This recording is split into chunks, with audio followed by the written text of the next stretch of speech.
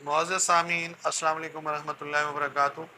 उम्मीद है आप तमाम दोस्त खैरियत से होंगे और अपने घरों में खुश होंगे। आज का जो हमारा मौजू है वो जरियान के हवाले से है। अक्सर जवान आप ये कहते हैं कि हाकिम साहब हमारे जिस्म के अंदर सुस्ती है, जान नहीं है और बेचैनी है, कमज़ोरी है। ऐसे तमाम दोस्तों के लिए बहुत कीमती और लाजवाब नुस्खा पेश कर रहा हूँ जो इस्तेमाल करें इंशाअल्लाह बहुत नफ़ा होगा। सबसे पहले आपने सालिम मिस्री और बोचरस, ये दोनों चीज़ें आपने हम वज़न लेनी है, इनका पाउडर बनाना है।